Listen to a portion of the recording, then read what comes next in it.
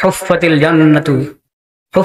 জান্নাতু বিল মাকারিহ ওয়া হুফফাতিন নারু বিশ-শাহাওয়াত। নবী করিম সাল্লাল্লাহু আলাইহি সাল্লামের দুটি হাদিস। এক হাদিসের মধ্যে বলেছেন নবী করিম সাল্লাল্লাহু আলাইহি সাল্লাম, জান্নাত আল্লাহ তাআলা সৃষ্টি করার পর ফেরেশতাকে, কি জিবরিল আলাইহিস সালাম না কোনো ফেরেশতা, সম্ভবত জিবরিল আলাইহিস সালামের কথা, যে ফেরেশতা কোন ফেরেশতাকে পাঠিয়েছেন জান্নাত দেখার জন্য। জান্নাত দেখে এসেছেন, এসে বললেন যে আল্লাহ, এই জান্নাতের সংবাদ যারাই পাবে তারাই চলে আসবে এই জান্নাতে।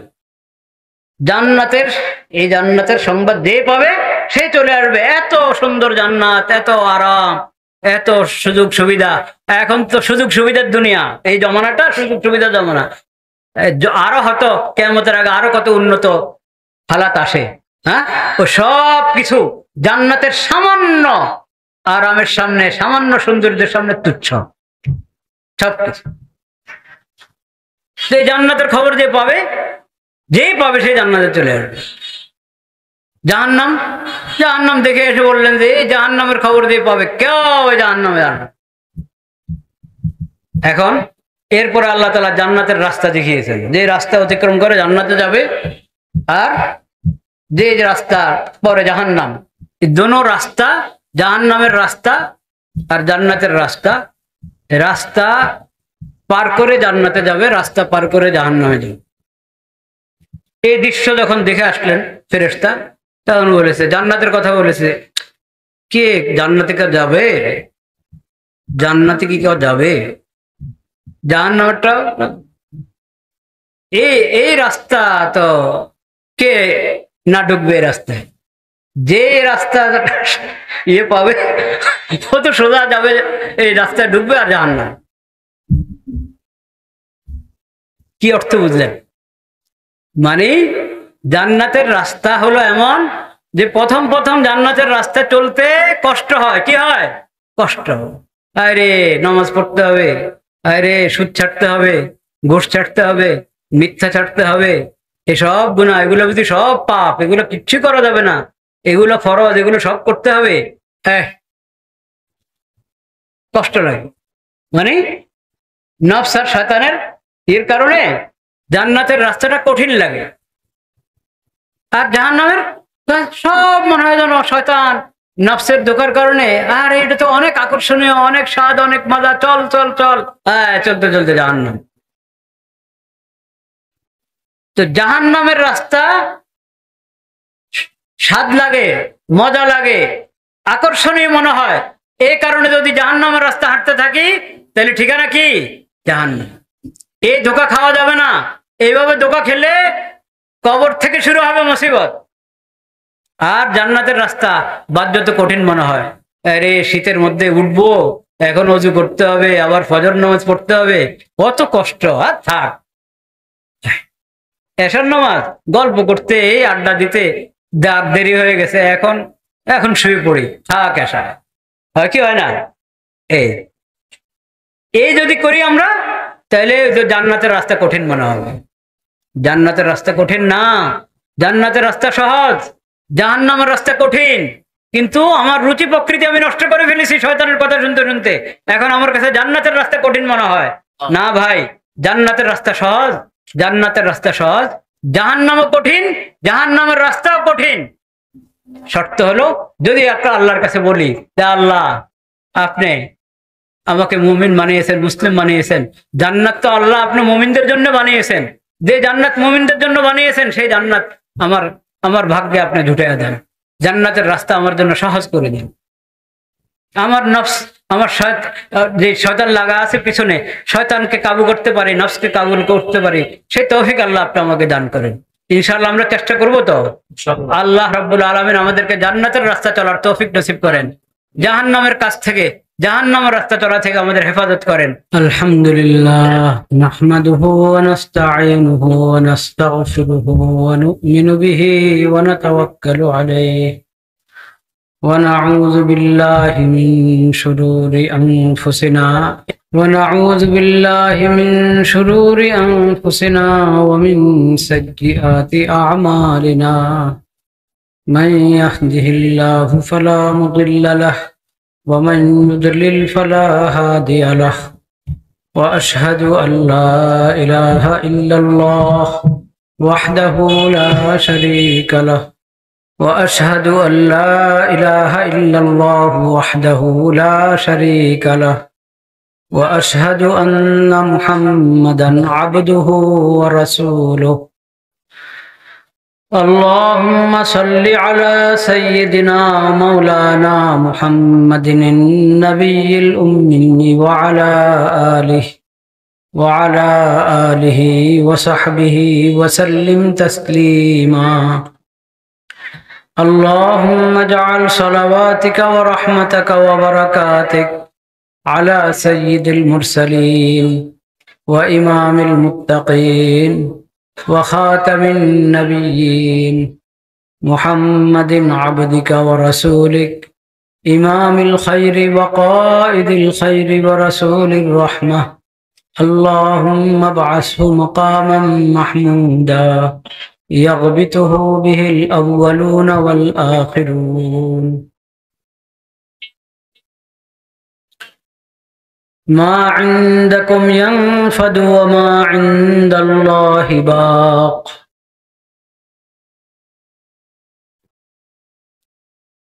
وقال النبي صلى الله عليه وسلم حفت الجنة بالمكاره وحفت النار بالشهوات صدق الله مولانا العظيم وصدق رسوله النبي الكريم ونحن على ذلك من الشاهدين والشاكرين والحمد لله رب العالمين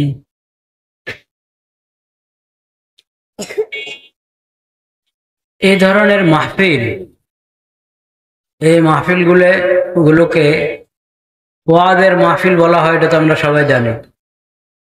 এই মাহফিলগুলোর আরেকটা নাম আছে, এগুলো হলো তাজকিরের মজলিস।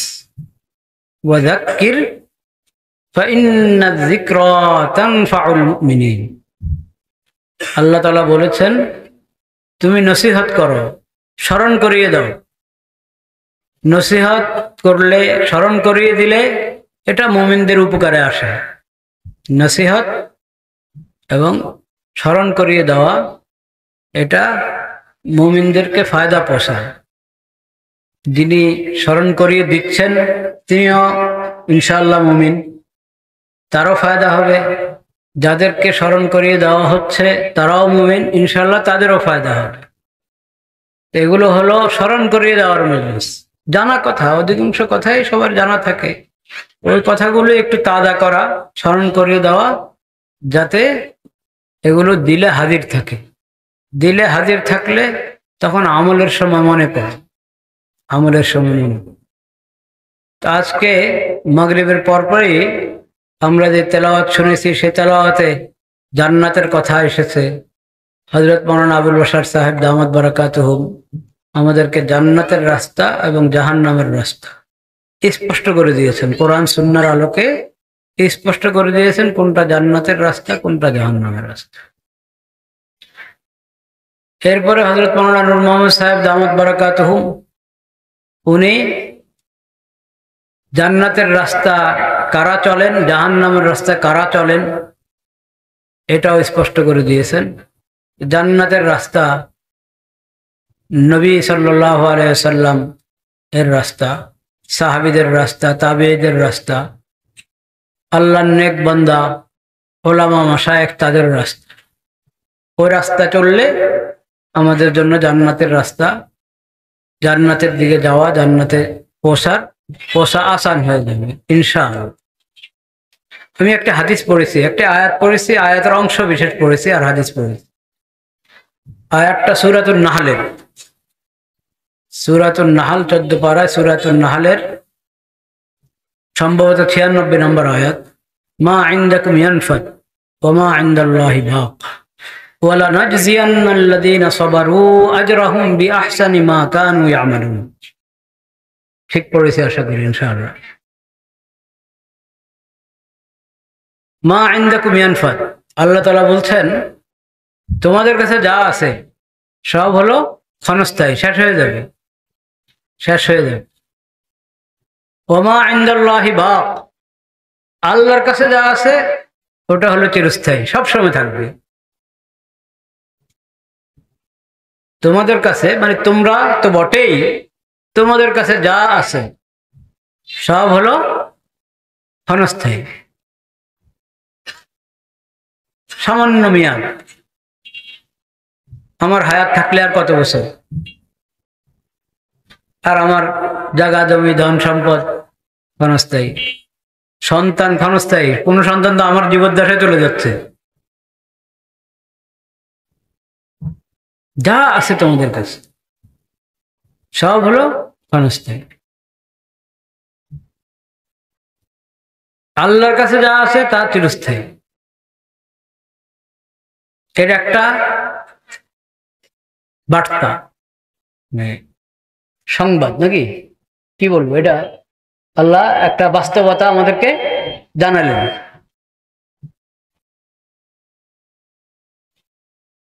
এটা থেকে আমাদের কি কি নসিহত নেওয়ার আছে? আল্লাহ যখন একটা আমাদেরকে কোনো কিছুর সংবাদ দিবেন, ওটা বিশ্বাস করা, ওটার উপর ঈমান আনা বড় কাজ, প্রথম কাজ। এরপর ওটা থেকে নসিহত গ্রহণ করা, উপদেশ গ্রহণ করা নিজের বাস্তব জীবনে, এটা হলো দ্বিতীয় ফরজ, দ্বিতীয় দায়িত্ব। তা আল্লাহ যখন বলেছেন এটার উপর আমাদের ইয়াকিন হইতে হবে। আর এটা মানে মানুষ এমনি দেখে, মা ইনদাকুম ইয়ানফাদ, তো দেখতে থাকে। আমি নিজে চলে যাচ্ছি, আমার আব্বা চলে গেছেন, আমার সন্তান চলে গেছে আমার সামনে, আমার মুরব্বীরা চলে গেছেন, আমার কম বয়সীরা চলে গেছে, তো আমিও তো চলে যাব। এবং আমার দুনিয়াতে আল্লাহ যা কিছু দিয়েছেন এগুলো আজকে আছে, কালকে নাই, কালকে আছে, পরশু নাই, এইভাবে। এটা তো দেখি আমরা। পরেরটা ওমা ইনদাকুম ইয়ানফাদ, এটা আল্লাহ তাআলা জানিয়েছেন। আর আল্লাহর কথার মধ্যে কোনো ধরনের কোনো সংশয় সন্দেহর কোনো অবকাশ নাই, হতে পারে না। মা ইনদাকুম ইয়ানফাদ, যেটা আমি চোখে দেখি ওটার উপর যে পরিমাণ আমার বিশ্বাস, যেটা আল্লাহ বলেছেন ওটার মধ্যে আরো অনেক গুণ বেশি বিশ্বাস, এটা হলো মুমিনের গুণ। মা ইনদাকুম ইয়ানফাদ ওয়া মা ইনদাল্লাহি বাক, আল্লাহর কাছে যা তা চিরস্থায়ী। এখন কোনটা আমার কাছে আর কোনটা আল্লাহর কাছে? আমি যা আমল করে আল্লাহর কাছে পাঠাবো ওটা কার কাছে? আল্লাহর কাছে। নামাজ পড়লাম, আমি নামাজ পড়েছি, শেষ, ওটার তো কোনো অস্তিত্ব খুঁজে আমি দেখি না। আর মাগরিব পড়ে আসলাম, মাগরিব কি ধরে রাখতে পেরেছি আমরা হাতে নাতে? কিন্তু এটা কি শেষ হয়ে গেছে? শেষ হয়নি। আসলে দুনিয়া তো শেষ হয় না, কিন্তু সেটা আমরা দেখছি না। যাই হোক, কিন্তু যেটা আমাদের দরকার, যে ইয়াকিনের দরকার, সেটা হলো আল্লাহ রাব্বুল আলামিন মেহেরবানি করে যদি এই নামাজ কবুল করে থাকেন, তো এটা আল্লাহর কাছে, আল্লাহর খাজানাতে আমাদের জন্য সংরক্ষিত আছে। ওটা বাকি থাকবে, বরং বাড়তে থাকবে। বরং আল্লাহ, বান্দা যখন কোনো সাদাকা করে, আল্লাহ রাস্তায় ব্যয় করে, খরচ করে, তো ওটা আল্লাহ গ্রহণ করেন। আল্লাহ কি করেন? গ্রহণ করেন ওই সাদাকা, এবং ওটাকে বাড়াতে থাকেন, ওটাকে বাড়াতে থাকেন। তো আখিরাতের ভান্ডারে আল্লাহ বান্দা মুমিনদের আমল খালি জমা রাখেন না, ওটাকে বাড়াতে থাকেন, বাড়াতে থাকেন। আল্লাহর কাছে যা তা চিরস্থায়ী।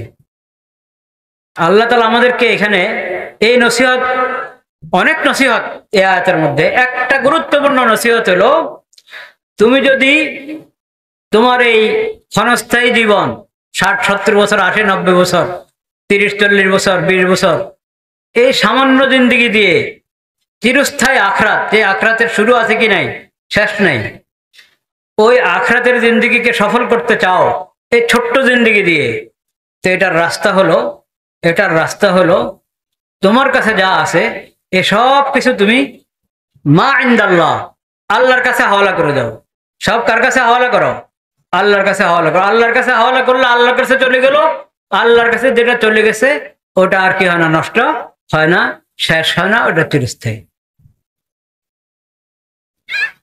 আল্লাহ আমাদেরকে হায়াত দান করেছেন কি জন্য?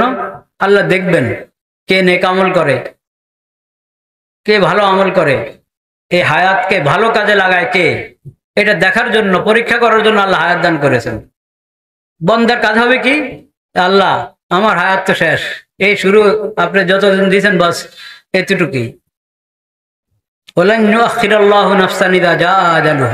সময় আসলে এক মুহূর্তের জন্য দেরি হয় না। সেই সময়টা আমরা জানি না, কিন্তু আল্লাহর কাছে যে সময় নির্ধারিত ওটা আসলে একটু আর সময় পাওয়া যাবে না, যে একটু একদিন দুদিনের জন্য আমাকে সুযোগ দেওয়া হবে না। এই সংক্ষিপ্ত জিন্দেগি, আমার কাজ হলো আমার এই হায়াতটাকে আল্লাহর হাওয়ালা করে দিন। আল্লাহ আপনার দেওয়া হায়াত আমি নিয়ত করলাম, আমি এই হায়াতটা আপনার সন্তুষ্টির কাজে ব্যবহার করব, আপনি মেহেরবানি করে কবুল করেন, আমাকে তৌফিক দান করেন। আমি যখন আমার এই জিন্দেগি আল্লাহর জন্য অক্ষ করে দিলাম, আল্লাহর হাওয়ালা করে দিলাম, এটা মা ইনদাল্লাহর মধ্যে চলে গেল, আল্লাহর কাছে আছে, এটা আর নষ্ট হবে না। আমার যদি ভুল হয়েও যায় তো এই নিয়ত এবং এই দোয়ার কারণে আল্লাহ তাআলা আমাকে তওবা করার তৌফিক নসিব করবেন, তওবা করার তৌফিক নসিব করবেন। তো আমরা এই চেষ্টাটা করি, নিজের যা কিছু আছে, হায়াত, মেধা, এই আল্লাহ তাআলা চোখের দেখার শক্তি দিয়েছেন, শোনার শক্তি দিয়েছেন, চলার শক্তি দিয়েছেন, ধরার শক্তি দিয়েছেন, কত শক্তি আল্লাহ তাআলা দান করেছেন। তো আমি আল্লাহর কাছে বলি, আল্লাহ আমার এই সব কিছু আপনার রেজামন্দিতে আমি ব্যবহার করতে চাই, আপনি আমাকে তৌফিক দেন। ইন্না নওয়াসিয়ানা ওয়া জাওয়ারিহানা বিয়াদিক লাম তুমলিকনা মিনহা শাইআ ফাইদা ফালতা যালিকা বিনা ফাকুন আনতা ওয়ালিয়ানা ওয়া হাদিনা সাওয়া'আস সাবিল।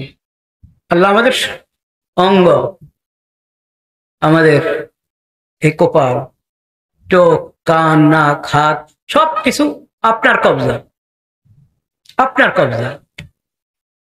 তো আপনার কাছে আমাদের অনুরোধ, দোয়া, এগুলো যাতে আপনার সন্তুষ্টিতে ব্যবহার হয়, আপনার নাফরমানিতে যাতে ব্যবহার না হয়। যদি শয়তান ধোঁকা দিয়ে কোনো গলত কাজ, ভুল রাস্তা আমাকে নিয়ে যায়, আমি সঙ্গে সঙ্গে তওবা করে যাতে ফিরে আসতে পারে, সেই তৌফিক আমাকে দান করে। আল্লাহুম্মা আতি নাফসি তাকওয়াহা ওয়া যাক্কিহা আনতা খায়রু মান যাক্কাহা আনতা ওয়ালিয়ুহা ওয়া মাওলাহা। এই সন্তান আমার কাছে আছে ক্ষণস্থায়ী, এই সন্তানকে চিরস্থায়ী বানাতে হবে।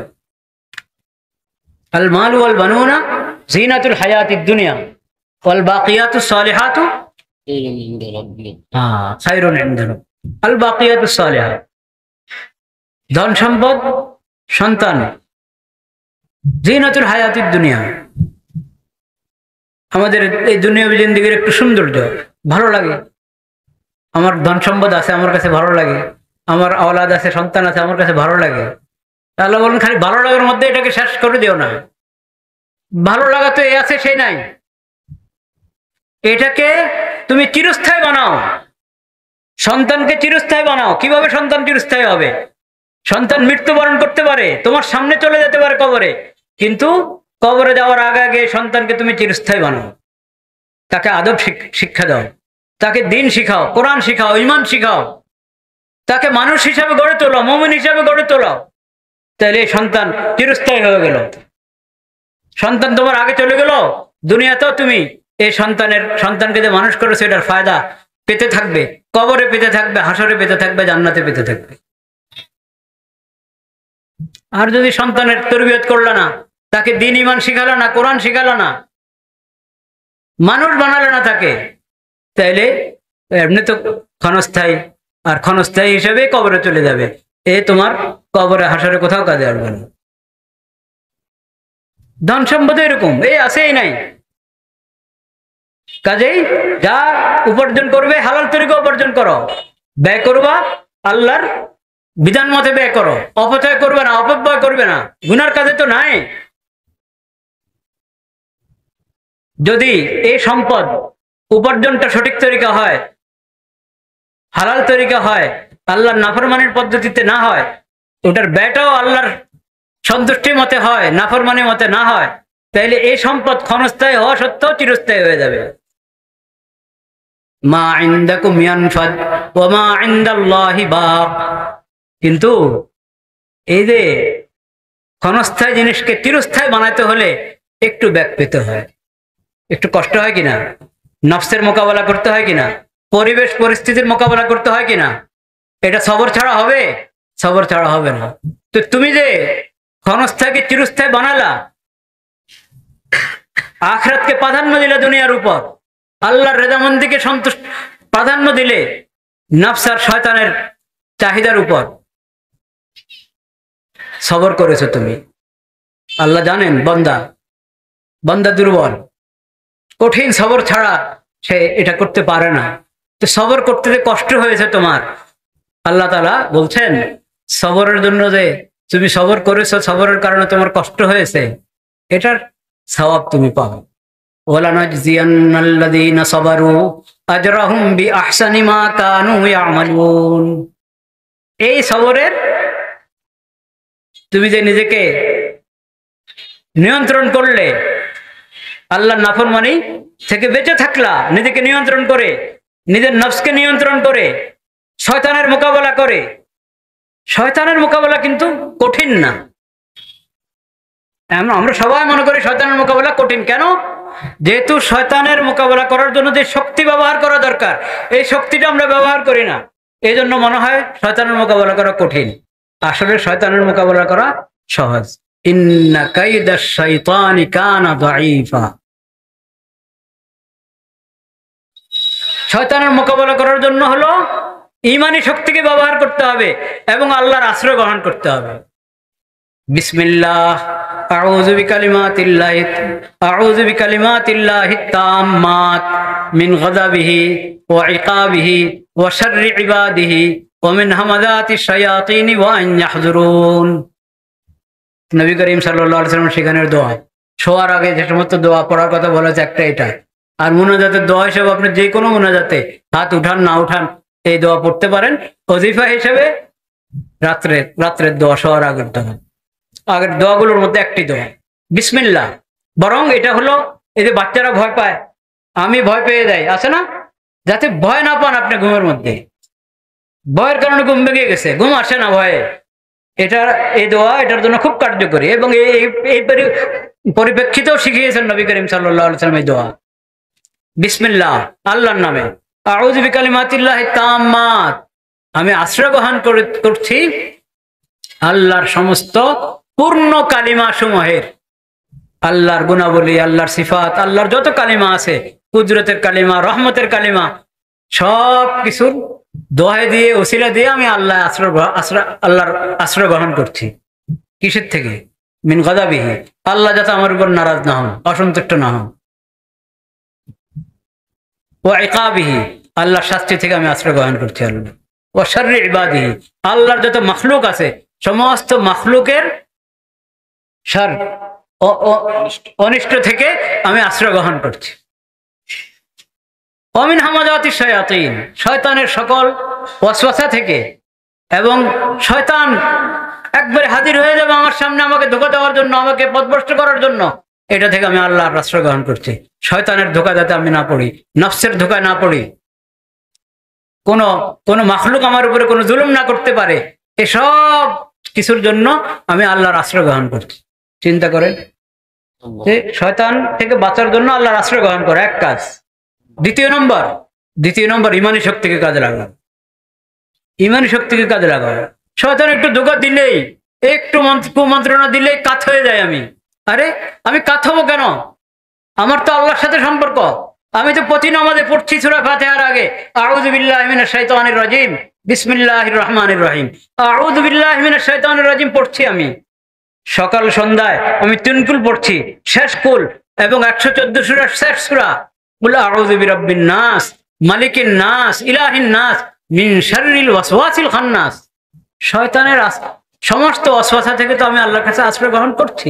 আমি এই কথা কেন স্মরণ করি না যে আমি যদি আল্লাহর কাছে সত্যি আশ্রয় গ্রহণ করে থাকি তো শয়তান আমার কিচ্ছু করতে পারবে না, ধোঁকা দিতে পারবে না, আমাকে গুনাহ করাতে পারবে না আমাকে দিয়ে। আমি এই কথা স্মরণ করে আবার আল্লাহর দিকে কেন রুজু করি না? আমি আমার ইমানের শক্তিকে কেন কাজে লাগাই না? আমি যদি আমার ইমানের শক্তিকে কাজে লাগাই, একটু মুজাহাদা করি, একটু চেষ্টা করি যে শয়তান যতই আমাকে গুনার মজা, গুনার স্বাদ দেখাচ্ছে, না এটা হবে না, এই স্বাদ ক্ষণস্থায়ী, এই স্বাদ কি ক্ষণস্থায়ী। এই গুনাহ থেকে যদি আমি বেঁচে থাকি, তাহলে যে সওয়াব আমাকে দান করবেন আল্লাহ তাআলা, ওটা চিরস্থায়ী, ওটা চিরস্থায়ী। এবং এরকম শয়তানের 2-4 বার আমি মোকাবেলা করতে পারলে আত্মার যে প্রশান্তি হবে, দিনের যে প্রশান্তি হবে, এবং সামনে যে আমি নেক আমলের আরো শক্তি পাবো, গুনাহ থেকে বেঁচে থাকার আরো শক্তি পাবো, সেই স্বাদ, সেই মজার সাথে এখন যে শয়তান ধোঁকা দিচ্ছে, একটু করাইতে চাচ্ছে একটু স্বাদের জন্য, মজার জন্য, এটার সাথে ওটার কোনো তুলনা হতে পারে না, কোনো তুলনা হতে পারে না। এইভাবে নিজের ইমানি শক্তিকে, ইমানি শক্তি দেখাইতে হবে শয়তানকে।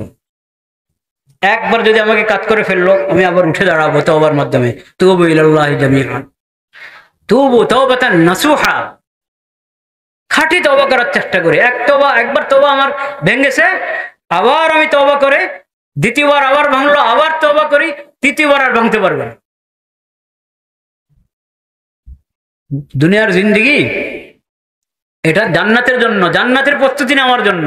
তো জান্নাতের প্রস্তুতি নিতে হলে কিছু মোকাবেলা করতে হবে শয়তানের সাথে, নফসের সাথে। এই কথা মনে রাখতে হবে আমাদেরকে। ওয়া আখিরু দাওয়ানা আলহামদুলিল্লাহি রাব্বিল আলামিন।